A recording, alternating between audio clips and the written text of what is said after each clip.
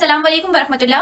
Class 10 chapter 9 pharmacology को हमने start किया था और पार्ट 1 में हमने फार्माकोलॉजी क्या होती है उसको डिटेल में पढ़ा था और उसकी टाइप्स को डिस्कस किया था। आज हम फार्माकोलॉजी की डिफरेंट टाइप्स को डिटेल में पढ़ेंगे और आगे भी चैप्टर को प्रोसीड करेंगे। Medicinal drugs.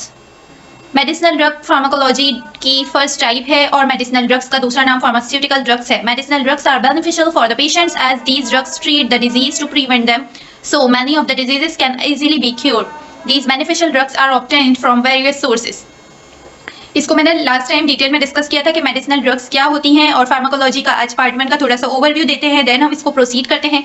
फार्माकोलॉजी मैंने आपको बताया था कि एक टाइप है डिसिप्लिन ऑफ फार्मेसी, यानी फार्मेसी के अंदर हम इस फार्माकोलॉजी को पढ़ते हैं और मेडिसिन का यूजेस, उसके इफेक्ट्स और उसके मोड ऑफ एक्शन को पढ़ते हैं कि एक मेडिसिन हमने ली उसका क्या यूजेस है, उसका क्या इफेक्ट है और वो किस तरह बॉडी में इफेक्ट प्रोड्यूस करती है। इस सारे प्रोसेस को, अगर हम किसी भी मेडिसिन के इस सारे प्रोसेस को पढ़ते हैं, वो मेडिसिन बॉडी में जाकर क्या करेगी और बॉडी उसके साथ क्या करेगी, इन दोनों इफेक्ट्स यानी फार्माकोडायनेमिक्स एंड फार्माकोकाइनेटिक्स को कलेक्टिवली हम फार्माकोलॉजी कहते हैं। और ये भी पढ़ा था कि फार्माकोलॉजी को दो कैटेगरीज में डिवाइड किया है, मेडिसिनल ड्रग्स में एंड एडिक्टिव ड्रग्स में। मेडिसिनल ड्रग्स वो ड्रग्स होती हैं जो ट्रीट करती हैं पेशेंट को और उसकी वजह से कोई एडिक्शन नहीं होती बल्कि पेशेंट फिजिकली नॉर्मल हो जाता है। आज हम इसके डिफरेंट सोर्सेज पढ़ेंगे कि वो मेडिसिन जो मेडिसिनल ड्रग्स कहलाती हैं उनकी सोर्सेज क्या हैं, उनको हम कहाँ से हासिल करते हैं। These beneficial drugs are obtained from various sources. The first source is drugs from plants. ये medicinal drugs हम plant से लेते हैं। किस तरह लेते हैं? Many plants produce special substances in their roots, leaves, flowers or seeds that help to form drugs in laboratory or can be used directly as herbs. Plants की different उसके पार्ट से, जैसे कि प्लांट्स के रूट्स, उसके leaves यानी पत्तों, फूलों और बीज से हम ये ड्रग्स को ले सकते हैं। यानी कुछ ऐसे प्लांट्स होते हैं जो मेडिसिनल प्लांट्स होते हैं जिनके अंदर कुछ ना कुछ कुदरत की तरफ से फायदे होते हैं, तो हम उन प्लांट्स के रूट्स, अगर किसी प्लांट के लीफ के अंदर वो ड्रग पाई जाती है, किसी के फ्लावर में या किसी के सीड में, तो हम उन्हें ले लेते हैं। या तो वो डायरेक्टली यूज होती हैं, सोर्स होती हैं, यानी मेडिसिन के तौर पर डायरेक्टली यूज करते हैं। फॉर एग्जाम्पल नीम के जो पत्ते होते हैं उनको हम लोग डायरेक्टली यूज करते हैं। कभी कभी हम उनके कोई ऐसे यूजेस होते हैं जिनमें हमें उन्हें एक्सट्रैक्ट करना पड़ता है, तो उन पत्तों में से एक्सट्रैक्ट करते हैं ड्रग को, यानी जो मेडिसिनल पार्ट होता है उसको एक्सट्रैक्ट करते हैं और फिर हम उसे यूज करते हैं। और दूसरा तरीका होता है कि हम लेबोरेटरी में उसको प्रिपेयर करते हैं, उसको पूरा प्रोसेस करते हैं और फिर हम उस प्लांट के पार्ट को एज अ मेडिसिन यूज कर सकते हैं। अब यहाँ पर बुक की एग्जांपल है। For example cinchona tree contains quinine in its bark which is used in the prevention and treatment of malaria. Like cinchona tree एक ट्री का नाम है, उसके अंदर क्विनीन पाई जाती है उसकी बार्क के अंदर, जिसको हम यूज करते हैं। अब लेबोरेटरी में भी उसको हम बना सकते हैं डायरेक्टली, जिस तरह भी कोई भी प्लांट का कोई भी पार्ट जिस तरह यूज हो सकता है उसको हम एक्सपेरिमेंट करने के बाद फाइनल उसे ऐसी ड्रग में कन्वर्ट कर देते हैं जो यूज होती है मलेरिया के लिए, यानी मलेरिया को प्रिवेंट भी करती है और उसको ट्रीट भी करती है। तो क्या हमने यहाँ पे पढ़ा कि सिंकोना ट्री का जो क्विनीन है, जो सिंकोना ट्री क्विनीन जो उसके अंदर पाया जाता है वो मलेरिया की ट्रीटमेंट में या प्रिवेंशन में यूज होता है। And second example is opium is used as painkiller drug extracted from the unripe seed of opium poppy. Opium poppy एक प्लांट का नाम है। उस प्लांट से अनराइप सीड हम लोग लेते हैं। राइप होते हैं पके हुए और अनराइप होता है कच्चा या पका हुआ जो नहीं होता, वो वाला सीड लेते हैं, अनराइप सीड लेते हैं और उसमें से एक्सट्रैक्ट करते हैं ओपियम को। यानी पॉपी प्लांट जो होता है, ओपियम पॉपी प्लांट, उसके अंदर जो उसके जो सीड्स होते हैं अनराइप सीड्स, उनके अंदर ओपियम पाया जाता है, तो हम उसको एक्सट्रैक्ट करते हैं, यानी उसमें से निकालते हैं। क्या निकालते हैं? ओपियम निकालते हैं उस सीड्स में से। और वो ओपियम जो सीड्स होते हैं वो पेन किलर होते हैं, यानी पेन को किल करते हैं, जो हमें जो दर्द हो रहा होता है उसको खत्म करने के लिए यूज होते हैं। तो वो पेन किलर हम लोग ओपियम यूज करते हैं जो कि ओपियम पॉपी से निकलता है। तो ये प्लांट्स में से जो ड्रग्स निकलती हैं, तो ओपियम मेडिसिनल ड्रग होती है और क्विनीन भी मेडिसिनल ड्रग होती है। The next is drugs from micro organisms. अब माइक्रो ऑर्गेनिजम्स में से जो ड्रग्स निकलती हैं वो भी मेडिसिनल ड्रग्स होती हैं, उनकी एग्जाम्पल्स देखते हैं। Microorganisms such as bacteria and fungi not only produce many primary metabolites, but they are also capable of making secondary metabolites, which constitute half of the pharmaceuticals on the market as antibiotics and antifungal drugs. यहाँ पर बात हो रही है कि जो bacteria और fungi से जो हमें ड्रग्स मिलती हैं वो half of the market, pharmaceutical market को कवर कर जाती हैं। यानी इनमें से जितनी भी हम मेडिसिन लेते हैं वो इतनी ज्यादा होती हैं कि हाफ जो हमारी मार्केट है उसके अंदर यही ड्रग्स पाई जा रही हैं। तो बैक्टीरिया से निकलने वाली और फंजाई से निकलने वाली ड्रग्स एंटीबायोटिक्स कहलाती हैं और एंटी फंगल ड्रग्स होती हैं। और ये दोनों मेडिसिनल ड्रग्स होती हैं, इनका दूसरा नाम फार्मास्यूटिकल ड्रग्स होता है। और मार्केट के अंदर जो हाफ क्वांटिटी में पाई जाने वाली मेडिसिन हैं वो यही कैटेगरी से बिलोंग करती हैं। और ये क्या करती हैं कि बैक्टीरिया और फंजाई अपने मेटाबोलाइट्स जो इनके होते हैं प्रोड्यूस, उनसे ये मेडिसिन हम लोग एक्सट्रैक्ट करते हैं या बनाते हैं, जैसे जिन्हें एंटीबायोटिक्स या एंटीफंगल ड्रग्स कहते हैं। Example is tetracycline are produced by bacteria and lovastatin produced by fungi. ये हम लोग मेडिसिन में पढ़ रहे होते हैं। टेट्रासाइक्लिन एक पूरी कैटेगरी ऑफ ड्रग्स है, एक पूरी ब्रांच है या बोलें पूरी टाइप है, एंटीबायोटिक्स में आती हैं। टेट्रासाइक्लिन्स और लोवास्टैटिन एंटी फंगल ड्रग्स होती हैं। हम लोग अपनी मेडिसिन जब घर में आती है उनमें भी देख सकते हैं फार्मूला में टेट्रासाइक्लिन लिखा हुआ होता है या कहीं पे लोवास्टैटिन लिखा हुआ होता है। तो जो एंटीबायोटिक्स होती है वहाँ पर टेट्रासाइक्लिन्स काफ़ी हम लोग यूज़ कर रहे होते हैं अपनी डेली लाइफ में भी, और ये मार्केट में अपना 50% दे रही होती हैं, anti fungal and antibacterial. The next is drugs from animals. अब एनिमल्स से भी हम लोग ड्रग्स प्रोड्यूस कर सकते हैं, हमें ड्रग्स मिलती हैं। The certain animal parts and plant products are used as drugs in therapeutics. कोई एनिमल की प्रोडक्ट जो एनिमल बना रहे हैं या कोई एनिमल के पार्ट जो उनके खुद के पार्ट होते हैं वो दोनों हमारे पास यूज होते हैं, एनिमल्स कैटेगरी से बिलोंग कर रहे होते हैं और वो हम लोग यूज कर रहे होते हैं एज अ फार्मास्यूटिकल मेडिसिन और यूज होते हैं as drugs in therapeutics. Therapeutics कहते हैं कि फायदे के लिए, मतलब कोई ऐसी ड्रग्स होती हैं जो हमें फायदा दे रही होती हैं। तो उन जो थेराप्यूटिक्स में जो फायदे के लिए यूज कर रहे होते हैं तो उस फायदे को हासिल करने के लिए हम एनिमल का कोई पार्ट यूज करते हैं या एनिमल का कोई प्रोडक्ट एनिमल की यूज करते हैं। The major group of animal products used in medicine is hormone, enzymes and animal extractives, organs and bile acids. Animal product में ये चीजें होती हैं जो एनिमल के हार्मोन्स होते हैं, एंजाइम्स होते हैं, कोई एक्सट्रैक्ट की हुई कोई चीज होती है, कोई ऑर्गन्स होते हैं या बाइल एसिड्स होते हैं जो हम एनिमल के यूज करते हैं और फिर उनको या तो हम लोग लेबोरेटरी में प्रोसेस करते हैं या फिर उन्हें हम डायरेक्टली भी यूज करते हैं और वो एनिमल ह्यूमन में या इंजेस्ट करते हैं या एनिमल्स में अगर कोई यूज होने वाली है जैसे उनकी बीमारियों में कोई यूज होती है तो इंजेस्ट करते हैं, इंजेक्ट करते हैं और फिर उनसे हमें फायदा होता है। For example gonadotropin hormone are prepared commercially from either horse serum और from the urine of pregnant women. Gonadotropin hormone जो है वो यूज हो रहा होता है और वो कहाँ से मिलता है, हॉर्स के सीरम से मिलता है या फिर यूरिन ऑफ प्रेग्नेंट वुमेन, वहां से वो मिलता है हार्मोन। उसको हम लोग प्रोसेस करेंगे या फिर डायरेक्टली भी अगर यूज हो रहा होगा तो वो देखा जाएगा और फिर उसको हम इंजेक्ट करते हैं जिसको जरूरत होती है अगर किसी हार्मोन की, जैसे इंसुलिन है इस तरह, तो वो यूज होता है ह्यूमंस में, उसको यूज करते हैं और as a example of medicinal drug होती है ये। They controls the production of sex hormone in the body. Gonadotropin के बारे में ये लिखा हुआ है कि सेक्स हार्मोन्स जो होते हैं बॉडी के अंदर अगर उनकी क्वांटिटी या उनकी मिकदार कम हो रही है बॉडी के अंदर तो हमें यूज करना पड़ जाते हैं हार्मोन्स को, तो वो gonadotropin hormone as a sex hormone in the body product जो है उनको कंट्रोल करती है उसकी प्रोडक्शन को और फिर उसकी क्वांटिटी को। Hyaluronidase enzyme is produced by some organisms found in the heads of leeches, in snake venom and in mammalian testes। अब ये hyaluronidase enzyme जो है ये इसका एक फिजियोलॉजिकल बहुत बड़ा रोल है ह्यूमंस के अंदर, ये बहुत सारी चीज़ों को कंट्रोल कर रहा होता है। हमें जब नीड होती है तो फिर हमें इसको यूज करना पड़ता है। तो वो कहाँ से मिलता है, head of leeches, snake venom and mammalian testis से मिलता है। फिर उसके बाद इसको प्रोसेस करते हैं और इसको फॉर्म दे देते हैं ड्रग में, या तो हम टैबलेट्स फॉर्म में, कैप्सूल्स होते हैं, इंजेक्शंस होते हैं, किसी भी तरह जिस तरह इसको इंजेक्ट कर सकते हैं, सपोजिटरीज, पेस्ट्रीज, बहुत सारी डोजेज फॉर्म्स है जिसमें भी इसको हम लगाते हैं जो सुइटेबल होती है उसमें फिर हम इसको यूज करते हैं। Next is drugs from minerals. अब ड्रग्स मिनरल से मिलती हैं कैसे? Some of the drugs are synthesized from minerals और can be given with mineral as supplement. कुछ जो हमारे पास मेडिसिन होती है तो सिंथेसाइज करते हैं हम उनको कैसे कि वो सप्लीमेंट के तौर पर यूज होती हैं। Like such as iron is used in the treatment of iron deficiency anaemia. Iron जैसे एक मिनरल है और इसको हम यूज करते हैं जब हमारे बॉडी के अंदर आयरन की कमी हो जाती है, खासतौर पे इस कंडीशन को कहते हैं एनीमिया, यानी खून की कमी जब हो जाती है बॉडी के अंदर तो हम आयरन सप्लीमेंट लेना पसंद कर रहे होते हैं। तो वो जो है वो ड्रग्स फ्रॉम मिनरल्स की कैटेगरी में आती है और जब हम ब्रॉड टर्म पे देखेंगे तो वो फार्मास्यूटिकल ड्रग्स होती हैं या फिर मेडिसिनल ड्रग्स होती हैं। नेक्स्ट एग्जाम्पल है zinc is use to make zinc oxide paste which is use in wounds and in eczema. अब जिंक ऑक्साइड जो पेस्ट होता है ये भी मेडिसिनल है और ये हमें स्टोर्स में मिल रहा होता है। तो ये जिंक ऑक्साइड पेस्ट क्या कर रहा होता है, वोन्स यानी हमें अगर कोई जख्म होते हैं तो उनके ऊपर लगाते हैं। और एक्जिमा स्किन की एक कंडीशन है, एक बीमारी का नाम है जिसके अंदर रैशेज हो जाते हैं और इरिटेशन होती है, चिन, डिफरेंट सिम्टम्स होते हैं इसके एक्जिमा के।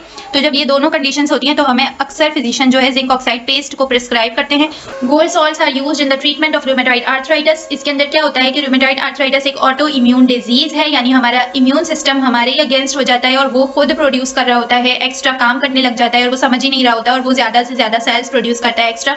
रूमेटॉइड आर्थराइटिस हो जाता है यानी मोर देन वन जॉइंट्स में हमें पेन होता है, इन्फ्लेमेशन हो जाती है यानी सूजन हो जाती है और इसके बहुत ज्यादा सिम्टम्स है जो सब हो रहे होते हैं तो वो रूमेटॉइड आर्थराइटिस होता है। और इसके अंदर गोल्ड सॉल्ट्स फिजिशियन हमें प्रिस्क्राइब कर रहे होते हैं तो वो भी मेडिसिनल ड्रग है और वो ड्रग फ्रॉम मिनरल्स की कैटेगरी में आएगी।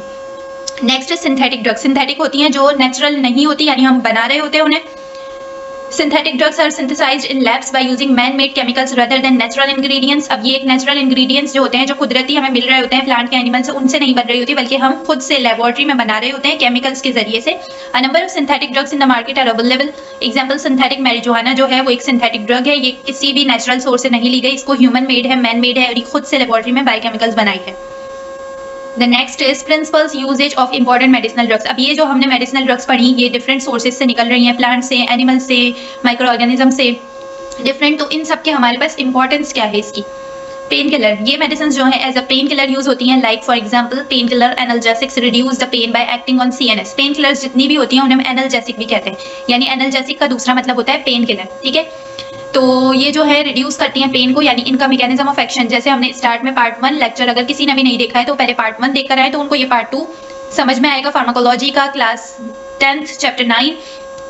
इसमें क्या होता है कि जो मैंने फर्स्ट में आपको बताया था कि कोई भी मेडिसिन है वो बॉडी में जाकर इफेक्ट तो दिखा रही है, लेकिन वो किस तरह दिखा रही है, कहाँ पे जा रही है, कौन से पार्ट में जा रही है, देन वो अपना इफेक्ट दिखा रही है। तो इसके बारे में हमने डिटेल से पढ़ा था पार्ट 1 में।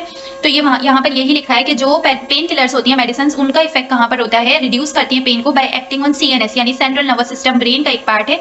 ये मेडिसिन डायरेक्ट वहां पे जाती है और CNS पे इफेक्ट करती है, अपना काम दिखाती है, और फिर हमारी बॉडी से जो पेन रिसेप्टर्स हैं वो रिड्यूस कर देते हैं पेन को।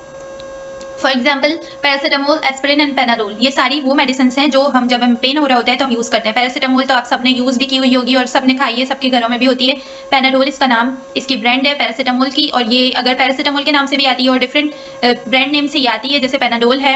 अगर जो भी आप लोग मेडिसिन लेते हैं उसके नीचे जो नेम लिखा हुआ होता है वहां पर अक्सर पैरासिटामोल लिखा हुआ मिल रहा होता है। तो ये जेनरिक नेम है और ये ब्रांड नेम से भी आती है, तो ये दोनों नेम से। Next is antibiotics. Antibiotics work against bacterial infections. जो भी हमारी बॉडी के अंदर बैक्टीरिया होते हैं या वो आ जाते हैं किसी भी वजह से, बैक्टीरिया हमारी बॉडी के अंदर आके जब इन्फेक्शन प्रोड्यूस करते हैं तो फिर उस वक्त हमें एंटीबायोटिक्स लेनी होती है। एंटीबायोटिक्स क्या करती हैं, जो हमारी बॉडी के अंदर बैक्टीरिया होते हैं जो इन्फेक्शन प्रोड्यूस करते हैं उनको मारने का काम करती है, यानी एंटी बैक्टीरियल, बैक्टीरिया को किल करेंगी, इसलिए इनका नाम होता है एंटीबायोटिक्स। Anti means against. अब ये किस तरह काम करती हैं बॉडी के अंदर जाने के बाद, या तो किल कर देती हैं, हमारे अंदर जो माइक्रो ऑर्गेनिजम्स आ जाते हैं उनको या तो किल करती हैं या फिर उनकी ग्रोथ को रोक देती हैं। हमें बात पता है कि माइक्रो ऑर्गेनिजम्स ग्रोथ करते हैं तो एक से दूसरा, दूसरे से तीसरा, इस तरह हमारी बॉडी के अंदर इनकी क्वांटिटी बढ़ती जाती है। तो ये जब हम एंटीबायोटिक्स लेते हैं या तो ये बैक्टीरियाज को किल कर देती हैं हमारी बॉडी के अंदर, या फिर क्या करती हैं, जो बैक्टीरिया प्रेजेंट है वो तो है लेकिन अब जो न्यू बैक्टीरिया की ग्रोथ हो रही होती है उसको रोक देती हैं। तो इससे क्या होगा कि हमारी बॉडी के अंदर जो हमारा इन्फेक्शन और ज़्यादा बढ़ता जा रहा था वो कम हो जाएगा, क्योंकि वो स्टॉप हो जाएगा, वहीं पर रुक जाएगा, क्योंकि अब जो न्यू बैक्टीरिया प्रोड्यूस हो रहे थे वो होंगे नहीं, क्योंकि वो एंटीबायोटिक्स जो है न्यू जो बैक्टीरिया थे उनकी ग्रोथ को रोक रही है। तो एंटीबायोटिक्स दो तरह से काम करती है। कुछ एंटीबायोटिक्स ऐसी होती हैं जो ये दोनों काम करती हैं, यानी वो ग्रोथ को भी रोकती हैं और जो बैक्टीरिया पहले से बॉडी में प्रेजेंट होते हैं उन्हें भी किल करती हैं। कुछ एंटीबायोटिक्स ऐसी होती हैं जो सारे बैक्टीरियाज को किल करने का काम करती हैं, और कुछ एंटीबायोटिक्स ऐसी होती हैं जो सिर्फ बैक्टीरिया की फर्दर जो अब ग्रोथ होने वाली होती है उसको रोक देती हैं। यानी पहले से बैक्टीरिया बॉडी में प्रेजेंट है, अब हम जब एंटीबायोटिक लेना स्टार्ट करेंगे तो अब न्यू जो बैक्टीरिया की ग्रोथ है वो नहीं होगी। ठीक है, तो यहाँ पे लिखा हुआ है इट आइदर किल्स और इनहिबिट द बैक्टीरियल ग्रोथ। ये अब आपको लाइन समझ आ गई होगी कि एंटीबायोटिक्स या तो किल कर देती हैं या फिर इनहिबिट द बैक्टीरियल ग्रोथ, मतलब अब जो बैक्टीरिया की ग्रोथ थी वो नहीं हो सकेगी। For example penicillin, cephalosporins and tetracyclines, aminoglycosides, macrolides और बहुत सारी एंटीबायोटिक्स की टाइप्स हैं। पेनिसिलिन एक ब्रॉड टर्म है, सेफेलोस्पोरिन्स, टेट्रासाइक्लिन्स, ये सब इनके अंदर बहुत सारी मेडिसिन आ रही होती हैं जो हम लोग यूज़ करते हैं जब हमें इन्फेक्शन होता है। ये ब्रॉड क्लासेस हैं जो एंटीबायोटिक्स हैं। ठीक है, नेक्स्ट इज वैक्सीन। वैक्सीन भी मेडिसिनल है, ड्रग है। The vaccine is a vital for one's life. Vaccine prevent the living body from the microbial disease by developing immunity in the body. Vaccines क्या करती हैं, इनको जब हम लेते हैं, जैसे इनको हम लेते हैं एज ए ड्रॉप्स भी ले रहे होते हैं, जैसे हम पोलियो की वैक्सीन होती है या कोविड की वैक्सीन थी उन्हें हम इंजेक्ट कर रहे थे, इस तरह डिफरेंट तरह से होती हैं और ये क्या करती हैं, हमारे इम्यून सिस्टम को स्ट्रॉन्ग कर देती हैं। वैक्सीन इज़ वाइटल, ये हमारे लिए ज़रूरी होती हैं और प्रिवेंट करती हैं लिविंग बॉडी को फ्रॉम माइक्रोबियल डिजीज से। यानी अब अगर हमने पहले से वैक्सीन लगा ली तो अब हमारी बॉडी को पता है कि बॉडी के अंदर प्रोड्यूस हो रहे होते हैं इन्फेक्शन, तो अब उनसे किस तरह फाइट करना है, इम्यून सिस्टम को पहले से समझा देती है सारा वैक्सीन कि किस तरह से किल करना होता है। यानी अब जो न्यू आता है तो हमारे इम्यून सिस्टम को पहले से पता होता है कि फॉरेन है, फॉरेन पार्टिकल है या फॉरेन ऑर्गेनिज्म कोई भी है, तो फिर उसके अगेंस्ट हमारी बॉडी काम करती है। Next is for example hepatitis vaccine, rabies vaccine, covid vaccine, ये जिस तरह से काम कर रही होती हैं तो ये वैक्सीन्स भी मेडिसिनल ड्रग्स की इंपॉर्टेंट यानी मेडिसिनल ड्रग्स हैं जो कि हम लोग डेली लाइफ में यूज़ कर रहे होते हैं। Next sedatives. Sedatives drugs are helpful for treating anxiety and sleep problems. जिन लोगों को मसले होते हैं सोने के, जैसे उनको नींद नहीं आ रही होती बोलते हैं, या फिर किसी लोगों को ऐसे बेचैनी होती है या टेंशन होती है किसी चीज़ की, एंग्जाइटी से वो लोग एंग्जाइटी को फेस कर रहे होते हैं, तो उन सूरत हाल में जब हम लोगों को डॉक्टर जो प्रिस्क्राइब कर रहे होते हैं फिजिशियन मेडिसिन, उन्हें हम कहते हैं सेडेटिव्स। सेडेटिव्स का मतलब होता है वो मेडिसिन हम जब लेते हैं जब हमें स्लीप प्रॉब्लम्स होती हैं या एंग्जाइटी हो रही होती है, हमारा माइंड ओवर वर्किंग कर रहा होता है जिसकी वजह से हम सो नहीं पा रहे होते। तो इनकी एग्जांपल्स हैं like diazepam, एल्प्राजोलाम and clonazepam, ज़ैनेक्स, Valium, क्लोनोफेन, ये हम लोगों को नेम से मार्केट में अवेलेबल होती है। लाइक हम ज़ैनेक्स के नाम से ले सकते हैं, वेलियम के नाम से, और ये डायज़ेपाम, एल्प्राजोलाम, क्लोनाज़ेपाम ये जेनरिक नेम्स हैं। ये ज़ैनेक्स के नीचे बड़ा सा जो नेम लिखा होता है वो एल्प्राजोलाम, इस तरह। तो ये जेनरिक नेम्स है और ये जो ब्रैकेट में लिखे हुए हैं वेलियम, ज़ैनेक्स, क्लोनोफेन, ये ब्रांड नेम्स है। इनके नेम से हमें मार्केट में मेडिसिन अवेलेबल मिल जाती हैं। ठीक, नेक्स्ट टाइप थी एडिक्टिव ड्रग्स की। एडिक्टिव मैंने आपको लास्ट पार्ट 1 में बताया था कि एडिक्टिव ड्रग्स क्या होती हैं, आज उसको हम डिटेल में पढ़ेंगे। Addictive drugs act on the pleasure centre in the brain causing a shortcut to reward that when repeated can change the way a person processes information. Drugs addictive qualities may be enhanced by how good they make a person's feel when using them and how bad they may make users feel when they wear off। Addictive drugs के बारे में मैंने आपको पहले ही part 1 में बताया था। अगर आपने वो वीडियो अब तक नहीं देखी है तो पहले जाकर पार्ट 1 को देख लें। एडिक्टिव ड्रग्स वो होती हैं जिसमें पर्सन जो है उसका हैबिचुअल हो जाता है उस मेडिसिन का। जैसे हमने पहले मेडिसिन पढ़ी, antibiotics, pain killer, sedatives, vaccine, इनमें हम हैबिचुअल नहीं होते। लाइक अगर हमने एक बार ली तो हम दोबारा नहीं चाहेंगे कि हम यही मेडिसिन लें जब हम एक बार ठीक हो जाएंगे। लेकिन एडिक्टिव ड्रग्स जब हम लेते हैं ना तो वो हमारे ब्रेन को प्लेजर फील करवा रही होती हैं, जिसकी वजह से हमें बार बार दिल चाह रहा होता है कि हम ये मेडिसिन को लें। जैसे यहाँ पर लिखा हुआ है act on the pleasure centre in the brain. हमारे ब्रेन के अंदर जो प्लेजर सेंटर है वहाँ पर जाकर ये काम करती है, causing a shortcut to reward that when repeated can change the way person processes information. अब वो पूरा हमारे बॉडी के सिस्टम को चेंज कर रही होती है, हमें अच्छा फील करवा रही होती है, जबकि कुछ ऐसा हो भी नहीं रहा होता। ड्रग एडिक्टिव क्वालिटीज में be enhanced by how good they make a person feel. ये हमें पर्सन को अच्छा फील करवाती है व्हेन यूजिंग देम, जब हम इन्हें यूज करते हैं, and how bad they may make users feel when they wear off. और इसका सबसे बड़ा जो है ना डीमेरिट्स में यही है बात, डिसएडवांटेज या फिर कहें कि इसका साइड इफेक्ट यही है सबसे बड़ा कि जब हम उसे छोड़ते हैं ना उस मेडिसिन को तो वो हमें बहुत यानी हम बहुत ज़्यादा बुरा फील कर रहे होते हैं। How bad they may make users feel, बहुत बुरा फील हो रहा होता है और हम दोबारा से बीमार होने लगते हैं, क्योंकि हमें अब अच्छा दोबारा फील ही नहीं हो रहा होता। जब वेयर ऑफ का मतलब होता है जब वो मेडिसिन को लेना छोड़ देते हैं, तो फिर इसके इफेक्ट्स ये होते हैं क्योंकि ये हमें एडिक्ट कर देती है ना, हमें बार बार ये लेने पर मजबूर कर देती है। अब हमें इसको छोड़ना मुश्किल हो जाता है, ये इसका डिसएडवांटेज है। Following are the major categories of addictive drugs. अब एडिक्टिव ड्रग्स की भी डिफरेंट कैटेगरीज हैं। जैसे हमने मेडिसिनल ड्रग्स की पढ़ी थी, फर्स्ट सेडेटिव्स हैं। Sedatives are central nervous system depressants, a category of drugs that show normal brain functions। ये जो है sedatives are central nervous system depressants, यानी सेंट्रल नर्वस सिस्टम डिप्रेसेंट्स का मतलब होता है कि उसकी एक्टिविटी को कम कर देना। A category of drug that slow normal brain function. मैंने पहले बताया था कि सेडेटिव्स में यानी हम जब ले रहे होते हैं जब हमारा ब्रेन एक्स्ट्रा वर्क कर रहा होता है, तो इन मेडिसिन का काम क्या होता है कि हमारे ब्रेन में जाके उसके फंक्शन को कम कर देना। तो अब हमारा ब्रेन ओवर फंक्शन नहीं कर सकेगा। One of the most marked effect of sedatives is their potential for abuse and addiction. It can cause drowsiness and sleepiness and are used to reduce anxiety. They also reduce heart rate and breathing and can reduce them to the point that death occurs if there is an overdose. Sedatives के बारे में ये लिखा है, अब एक बंदा है उसको नींद नहीं आती, तो ये उसकी वजह से ये जब ये लेता है तो इसके ब्रेन के फंक्शंस को नॉर्मल कर देती है, स्लो डाउन कर देती है, जिसकी वजह से उसे नींद आ जाती है। एक दिन ली, 2 दिन ली, 3 दिन ली, अब उसको आदत हो जाती है इसकी, अब उसको रोज़ चाहिए। तो ये इसका साइड इफेक्ट होता है कि हम लोगों को एक ड्रग के हम आदी हो जाते हैं और फिर हम रोज़ वही ड्रग मांग रहे होते हैं। इट कैन यूज़ ड्राउजीनेस, यानी अब हमें नींद आने लगती है, स्लीपीनेस यानी नींद की सूरत हाल या नींद की कंडीशन को ये ले आता है, हमारे ऊपर तारी करता है। ना यूज टू रिड्यूस एंजाइटी, और जो हमें एंजाइटी हो रही होती है, जो हमें नींद नहीं आ रही होती, तो उसको भी खत्म करता है और पर्सन जो है वो प्लेजर फील करता है और सुकून फील हो रहा होता है इससे। They also reduce heart rate. अब ये मेडिसिन जो है हार्ट रेट को भी, ये इसका एक दूसरी तरह से हम बोल सकते हैं कि इसका दूसरा इफेक्ट है हमारी बॉडी के अंदर। एक बंदा ये समझे कि हमें नींद आने लग जाए तो इसके लिए बहुत ज़्यादा मेडिसिन ले, तो एडिक्शन हो जाती है इसकी। फिर क्या करता है वो डोज को बढ़ाने लगता है, जिसके बारे में हम आगे बात करेंगे कि जब इसको बार बार लेते हैं तो फिर ये उस क्वांटिटी में इफेक्ट नहीं करती, तो फिर हम डोज बढ़ाते हैं। उससे क्या होता है कि अब हार्ट रेट पहले ही इसका रिड्यूस हो रहा है, अब हम और डोज बढ़ाएंगे तो हार्ट रेट जो है ज़्यादा कम होने लगेगा। ठीक है, reduce heart rate and breathing and can reduce them to the point. अब ये इतना ज़्यादा रिड्यूस कर रही होती है कि हम अगर इसको ज़्यादा लेंगे नींद तो अच्छी आएगी, लेकिन हार्ट रेट इतना कम हो जाएगा कि ब्लड प्रेशर इतना कम होने लगता है कि डेथ भी हो सकती है इससे अगर हम इसका ओवरडोज करते हैं। नेक्स्ट है एडिक्टिव ड्रग्स की type, narcotics. Narcotics are also called painkillers. These drugs bind with the pain receptor, reduce the pain. They are used to treat moderate to severe pain that may not respond well to other pain medications. Narcotic drugs pain killer होती हैं और ये हम उस वक्त use कर रहे होते हैं जब हमारे पास दूसरी जो पेन किलर्स हैं उनसे हमें फ़ायदा नहीं हो रहा होता। देखिए, हमने पेन किलर्स स्टार्ट में मेडिसिन ड्रग्स में भी पढ़ी, लेकिन उनका ये होता है कि उससे हम एडिक्ट नहीं होते, तो उसका ही सबसे बड़ा फ़ायदा होता है। लेकिन जब हमें वो वाली मेडिसिन से इफेक्ट प्रोड्यूस नहीं हो रहा होता, काम नहीं चल रहा होता, जब हमें नार्कोटिक्स पेन किलर्स की तरफ आना पड़ता है। The short term effects of opiate can include feeling of euphoria. अब देखें, इसमें नार्कोटिक्स जितनी भी होती हैं या जो भी एडिक्टिव्स होती हैं उनमें यूफोरिया, इस तरह की कंडीशंस की हमने स्टार्ट से बात की है। फीलिंग ऑफ यूफोरिया का मतलब होता है कि एक चीज़ नहीं है हकीकत में, लेकिन हम उसको अज्यूम करने लगते हैं और उसमें हम खुश होने लगते हैं। लाइक अगर कुछ भी हमारी ज़िंदगी में अच्छा नहीं हो रहा, लेकिन हमें खुद ही फील होगा कि हम बहुत खुश हैं और पता नहीं बहुत ज़्यादा जैसे ड्रीम्स टाइप इस तरह हो जाता है यूफोरिया में कि कोई चीज़ खुश होने का कोई रीज़न भी नहीं है, लेकिन आप फिर भी खुश होंगे, पता नहीं क्यों ही होंगे। जैसे पागल लोगों को हम कहते हैं ना ये पागल है, कि मतलब फजूल में ही खुश हो रहा है, तो इस तरह, तो उस कंडीशन को हम यूफोरिया कहते हैं। पेन रिलीफ करता है, ड्राउजीनेस एंड सेडेशन करवाता है, यानी सुन करने लग जाएगा ना आपको, फिर आपको नींद आने लगेगी। Narcotics can be dangerous not only because of their potential for abuse and addiction but also because they can sometimes lead to overdose and death. ये भी इसीलिए डेंजरस भी है क्योंकि ये एक तो एडिक्शन करवा रहा होता है, फिर इसका भी जब ओवरडोज होने लगता है तो डेथ भी हो सकती है। नार्कोटिक्स की फर्स्ट टाइप है heroine is considered highly addictive. इससे मतलब हीरोइन इज हाईली एडिक्टिव मतलब एक दफ़ा लेंगे तो ज़्यादा दिल करेगा कि दोबारा लें। Heroine and other opioid drugs interact with dopamine levels in the brain. अब डोपामीन जो है एक न्यूरोट्रांसमीटर है जो हमारे ब्रेन के अंदर प्रेजेंट होता है, which is what causes the burst of pleasure associated with their use. अगर हम इसके ऊपर जब काम होता है, जब डोपामीन लेवल बढ़ता है बॉडी के अंदर, तो हम खुश होने लगते हैं, प्लेजर वाली फीलिंग देता है ये।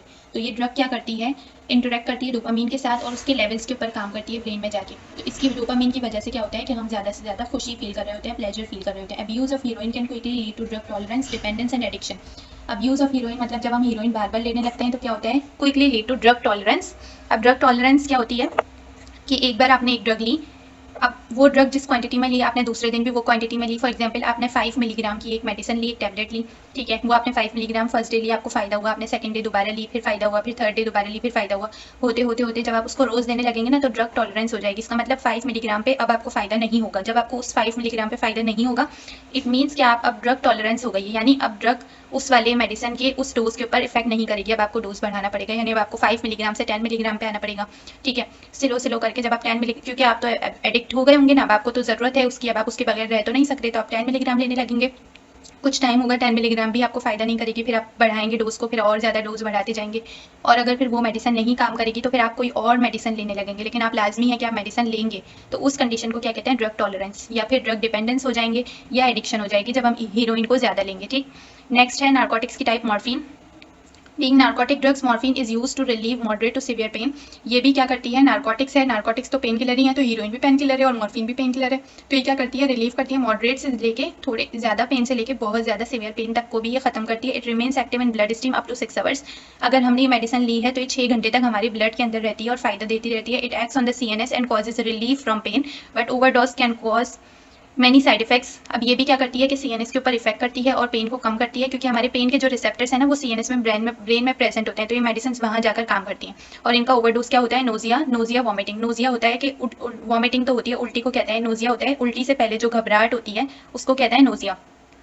तो ये मेडिसिन खाने के बाद आपको घबराहट हो सकती है, जरूरी नहीं आपको उल्टी हो, लेकिन आपको घबराहट हो सकती है, वॉमिटिंग हो सकती है, constipation, light headedness, dizziness, drowsiness and sweating. ये सारे साइड इफेक्ट्स हैं जो आपको मॉर्फिन लेने की वजह से हो सकते हैं। Next is hallucinogen. अब ये एडिक्टिव ड्रग्स की टाइप है। Hallucinogens are a class of drugs that cause hallucinations, profound distortions in a person's perception of reality. Some of the typical effects of hallucinogens are increased breathing rate, increased heart rate, blood pressure, irregular heartbeat, palpitations and blurred visions. ये वाली medicine क्या करती हैं, ये persons के perception of reality इसको change कर देती हैं, यानी अब कोई चीज़ नहीं भी हो रही ना वो भी इसको नजर आएगी। और इसके साइड इफेक्ट्स क्या होते हैं कि ब्रीथिंग रेट, हार्ट रेट, ये सारी चीज़ें इंक्रीज हो जाती हैं, ठीक है। अब इसकी फर्स्ट है marijuana. Marijuana is the most commonly use illicit drug. अब मैं थोड़ा ज़्यादा फास्ट चलूंगी क्योंकि वीडियो ज़्यादा लंबी हो जाएगी फिर। Marijuana is the most commonly use illicit drug in the US. It can be obtained from flowers, stem, leaves of cannabis indica plant. अब cannabis indica एक प्लांट का नाम है। मैंने स्टार्ट में आपको बताया था कि हम लोग प्लांट से भी सोर्स होती है ये, और इसमें से अगर कोई भी चीज़ मतलब मेडिसिनल पर्पस के लिए यूज़ हो सकती है तो हम उसमें से उसको एक्सट्रैक्ट कर लेते हैं, यानी उसमें से निकाल लेते हैं, ठीक है। तो cannabis indica प्लांट है, उसके फ्लावर, उसकी स्टेम और उसके लीव्स, इसके अंदर से हम क्या निकालते हैं, मैरिजुआना इनके अंदर प्रेजेंट होता है, तो हम निकालते हैं। People smoke marijuana in hand, roll cigarettes और इन पाइप्स और वाटर पाइप्स। लोग इसको जो है ना सिगरेट के तौर पर भी यूज़ कर रहे होते हैं। The intake of this drug produce immediate sensation, increase heart rate, reduce coordination and balance and a dreamy unreal state of mind. Addictive drugs में तकरीबन हमने सब में ही पढ़ा है कि ड्रीमी हम लोगों को जो है ना एक इफेक्ट मिल रहा होता है, अनरियल स्टेट ऑफ माइंड, मतलब कोई चीज़ रियलिटी में है ही नहीं लेकिन हम फिर भी उसको फील कर रहे होते हैं और खुश हो रहे होते हैं रियलिटी में, जबकि वो चीज़ें नहीं हो रही होती। तो इसका भी इफेक्ट ऐसा ही होता है। कुछ मैरिजुआना जैसे सिगरेट जो लोग पी रहे होते हैं या जो लोग नशा कर रहे होते हैं तो उनके वो भी इसीलिए कर रहे होते हैं क्योंकि वो अच्छा फील करवा रही होती है उन लोगों को। Marijuana also affects brain development when people begin using marijuana as teenagers. The drug may impair thinking, memory and learning functions and affect how the brain builds connection between the areas necessary for these functions. अच्छा, ज़्यादातर जो है ना teenagers भी इसको use कर रहे होते हैं, या फिर यहाँ पे लिखा है ना empire thinking, memory, learning functions. जो लोग ज़्यादा मतलब पढ़ रहे होते हैं या कोई अपना ज़्यादा काम में होते हैं जो लोग, तो उन्हें अपने ब्रेन को एक्टिव रखना होता है, उसके लिए भी वो इस तरह की मेडिसिन यूज़ कर रहे होते हैं और फिर वो इसके अब्यूज़ जो है ना एडिक्ट हो जाते हैं, ठीक है। तो इसमें ये होता है कि जब हम लोग ये वाली इस तरह की मेडिसिन यूज़ कर रहे होते हैं, ड्रग्स ले रहे होते हैं, तो क्या होता है हमारा CNS ओवर हो जाता है, काम करने लगता है, ज़्यादा काम करने लगता है, और जो है ना हम लोग फिर अपने काम को ज़्यादा ध्यान से पढ़ सक रहे होते हैं। जैसे हम लोग बोलते हैं ना, जैसे चाय से भी हम लोग बोलते हैं कि हमें नींद पे नहीं आ रही होती, तो वो इस तरह के इफेक्ट्स होते हैं इनके। सिम्टम्स ऑफ एडिक्शन के सिम्टम्स क्या होते हैं ये पढ़ेंगे। When a person is addicted to a substance such as drug, alcohol और nicotine, they are not able to control the use of that substance. अब जब ये लोग एडिक्शन के बारे में मैंने आपको शुरू से ही बताया कि जब भी लोग ड्रग्स ये वाली ले रहे होते हैं तो वो अपने आप को कंट्रोल नहीं कर पा रहे होते कि हम अब ये मेडिसिन से रुक जाएं, तो वो लेते रहते हैं। सेकंड है when body levels of that substance go below a certain level, that patient has physical and mood related symptoms, they are cravings of drugs, bouts of moodiness, bad temper, poor focus, feeling of being depressed and empty, frustration, anger, bitterness and resentment. जब ये body में इनका level कम होने लगता है, तो जो patients होते हैं या जो भी लोग इनको ले रहे होते हैं उनके साथ ये सारी कंडीशंस होने लगती हैं। उन्हें गुस्सा आता है, मूड चेंज हो रहा होता है और depression, bitterness of resentment, frustration सब। While under the influence of some substances the addict may engage in risky activities such as driving fast. अब जो है ना रिस्की एक्टिविटीज़ के अंदर भी वो, क्योंकि उसका दिमाग ड्राइविंग फास्ट करने लगता है और ये इस तरह की चीज़ें होती हैं इससे। Problems associated to drug addiction की वजह से क्या प्रॉब्लम्स होती हैं? The problems associated with drug abuse extend beyond immediate personal impact. People being an addictive suffer in health issues which increase other illness. अब ये क्या होता है, इनको हेल्थ के दूसरे इश्यूज होने लगते हैं और दूसरी बीमारियां होने लगती हैं। Addiction can damage the one social life, उसकी सोशल लाइफ तो पूरी डिस्ट्रॉय हो ही जाती है। Research reveals that addictive people can easily involve in crimes. Research बता रही है कि जो भी लोग एडिक्ट होते हैं वो ज़्यादातर क्राइम्स में वो लोग होते हैं जो एडिक्ट होते हैं, यानी जो जो मेडिसिन से एडिक्ट होते हैं या जो नशे कर रहे होते हैं वही लोग ज़्यादा क्राइम्स वगैरह में इन्वॉल्व होते हैं, सच एज रॉबरी में, stealing, snatching, law violator and a criminal. Addiction can damage the one social life, it can also affect their family. When the addict does not get its need he become angry, aggressive, harsh, short temper and does not behave well, ultimately loss relations. Addict के घर वालों को भी इनसे मसले होते हैं और जब इनको कोई अपनी कोई चीज़ ये लोग मांग रहे होते हैं, इनको किसी चीज़ की नीड होती है और जब वो फुलफिल नहीं होती तो फिर वो एग्रेसिव होते हैं, एंग्री होते हैं, शॉर्ट टेम्पर होते हैं, और ये सब ये खुद से नहीं कर रहे होते हैं, ये मेडिसिन के इफेक्ट्स होते हैं, साइड इफेक्ट्स होते हैं। Danger zone number 1, an allergic reaction could happen with any drug that can range from itching and rash all the way to a life threatening anaphylactic reactions। अब ये danger zone में जो allergic reactions के बारे में बात हो रही है ये सब मेडिसिन की हो रही है, मेडिसिनल ड्रग्स की हो रही है, जो हमने स्टार्ट में टाइप्स पढ़ी, और जो सेकंड हमने पढ़ी एडिक्टिव ड्रग्स। तो ये मेडिसिनल ड्रग्स, खास तौर पे मेडिसिनल ड्रग्स जैसे एंटीबायोटिक्स लेते हैं तो उन मेडिसिन के हो सकते हैं कि allergic reactions could happen with any drug, किसी भी ड्रग से हमें एलर्जिक रिएक्शंस हो सकते हैं, चाहे वो कोई सी भी ड्रग हो, मेडिसिनल ड्रग्स हो सकती हैं या एडिक्टिव ड्रग्स हो सकती हैं, कोई सी भी ड्रग्स हो उनसे हमें हो सकते हैं। और वो क्या होते हैं, इचिंग हो सकती है, हल्की सी खारिश, या फिर हल्की सी खारिश से लेकर रैशेज हो सकते हैं, या फिर हमें उससे ज़्यादा भी इफेक्ट्स हो सकते हैं, allergic anaphylactic reactions. Overdose of pain killers and sedatives can make the person addictive which on living causes severe risk factors. अच्छा, सेडेटिव्स का और पेन किलर्स के जब ओवर यूज़ कर लेते हैं हम तो हम उसके एडिक्ट हो जाते हैं, जब हम उन्हें छोड़ते हैं ना तो फिर हमें बहुत ज़्यादा मसले होते हैं। You cannot catch the disease from the vaccine. Some vaccines contain inactive virus and it is impossible to get the disease from them. अब क्या होता है कि हम लोगों का मोस्टली कॉन्सेप्ट होता है कि जब हम वैक्सीन लगाते हैं तो वो जो वैक्सीन की वजह से हमें कोई ना कोई जो है बीमारी हो जाती है। तो यहाँ पे लिखा हुआ you can not catch the disease from the vaccine. जो वैक्सीन होती है उससे आप कोई भी तरह की बीमारी नहीं ले सकते हैं। Some vaccine contain inactive virus and it is impossible, बहुत नामुमकिन सी बात है कि हमें कोई डिजीज हो जाए वैक्सीन से। Others have active but weakened virus designed to prevent the disease. Vaccine जो है उसके अंदर जो वायरस होता है वो या तो इनएक्टिव वायरस होता है या फिर अगर वो एक्टिव भी होता है तो वो वीक वायरस होता है, जिसकी वजह से हमें कोई डिजीज तो नहीं हो सकती बल्कि वो प्रिवेंट ही करने के लिए डिजीज को हम लोग उसको यूज कर रहे होते हैं। तो मोस्टली लोग वैक्सीन नहीं लगवा रहे होते ना, तो उसके कोई साइड इफेक्ट्स या कोई डिसएडवांटेज नहीं है, बल्कि उसका फायदा ही होता है कि वो प्रिवेंट करता है डिजीज को। New study shows that children given antibiotics for routine upper respiratory infections are most susceptible to aggressive antibiotic-resistant strains of the bacteria। अब न्यू स्टडीज बता रही हैं कि जो लोग अपर रेस्पिरेटरी इन्फेक्शन यानी जो नज़ला, खांसी, बुखार, इस तरह की चीज़ों के लिए जो यूज़ कर रहे हैं ना आजकल, हर घर के अंदर कुछ भी हो, हल्की सी खांसी भी हो गई तो हमने एंटीबायोटिक को यूज़ कर लिया, बच्चों को दे दी, तो उससे क्या होता है कि antibiotic resistance strains of bacteria को पता चल जाता है जब ये हल्की हल्की फजूल की यानी वायरल इन्फेक्शन है, अब हम उसके अंदर बैक्टीरियल दे रहे हैं। हमने स्टार्ट में ही पढ़ा कि एंटीबायोटिक कब देनी है, जब बैक्टीरियल इन्फेक्शन हो। तो जब वायरल इन्फेक्शन है तो हम उसके अंदर एंटीबायोटिक्स क्यों देंगे, तो उससे क्या होता है कि हमारे जो बैक्टीरियल इन्फेक्शन या जो बैक्टीरिया होता है वो एंटीबायोटिक जो है उसको उससे काम ही नहीं कर रही होती एंटीबायोटिक जाके। तो अब जैसे होने लगा है ना, अब हम कोई भी इन्फेक्शन होता है हम लोग एंटीबायोटिक लेते हैं तो अब हमें फायदा ही नहीं हो रहा होता। तो पहले ज़माने में ऐसा नहीं होता था, पहले जब हम कोई मेडिसिन लेते थे ना तो उससे हमें लाजमी फ़ायदा हो जाता था। अब इसलिए नहीं होता क्योंकि अब हम हर बीमारी में चाहिए काम है या नहीं है तो हम फिर भी लेते रहते हैं तो हमारी बॉडी एडिक्ट हो जाती है, अब उसको पता है। और हमारे जो बैक्टीरिया हैं उनको भी पता चल गया है कि अब ये फजूल में हर वक्त लेते रहते हैं, तो हमारी जो है ना एंड अब रेजिस्टेंस हो गई है, स्ट्रेन्स ऑफ बैक्टीरिया जो है ना रेजिस्ट करने लगे हैं। रेजिस्ट मतलब अब जब मेडिसिन आती है ना, जब हम एंटीबायोटिक लेते हैं तो रेजिस्ट हो गई है, मतलब अब उसे असर ही नहीं होगा बैक्टीरिया को कि वो मर जाए या फिर वो इनहिबिट करे ग्रोथ को। जो हमने स्टार्ट में पढ़ा, एंटीबायोटिक का काम होता है बैक्टीरिया की ग्रोथ को इनहिबिट करना या फिर किल करना। तो जब एंटीबायोटिक रेजिस्टेंस हो जाती है ना तो बैक्टीरिया किल नहीं होते, जिसकी वजह से हम लोग जब एंटीबायोटिक्स लेते हैं तो हमें कोई फायदा ही नहीं होता। तो वो इसलिए होता है क्योंकि जो हर घर में हर दूसरे बच्चे को हल्की सी वायरल इन्फेक्शन के ऊपर एंटीबायोटिक्स देते हैं तो उसके साइड इफेक्ट्स हैं ये। नेक्स्ट है aggressive antibiotics while helpful if you have a serious infection can wipe out many useful good bacteria. अब यहाँ पर है कि एंटीबायोटिक्स जो हम यूज़ करते हैं उसका एक सीरियस इन्फेक्शन जब हमें कोई हो रहा होता है, वाकई में जो है ना हमें कोई बैक्टीरियल इन्फेक्शन हुआ है, अब उसके अंदर तो हम एंटीबायोटिक यूज़ करनी पड़ेगी। तो वो यहाँ पर लिखा हुआ है वाइप आउट मतलब निकाल देती है यूजफुल गट बैक्टीरिया। हमारी बॉडी के अंदर खुद से भी कोई बैक्टीरिया प्रोड्यूस, हमारी खुद की बॉडी के अंदर भी बैक्टीरिया होते हैं जो यूजफुल बैक्टीरिया हैं। तो वो भी जो है ना किल हो जाते हैं इस तरह के जब हम एंटीबायोटिक्स यूज़ करते हैं। तो ये उसके डेंजर जोन में बताया है कि जब हम एंटीबायोटिक यूज़ कर रहे होते हैं तो वो वाइप आउट कर देती है हमारे यूजफुल बैक्टीरियाज को भी। पैरासिटामोल आती। Thank you for watching, like, share and subscribe. If you are find value in today's content, don't forget to give it a thumbs up.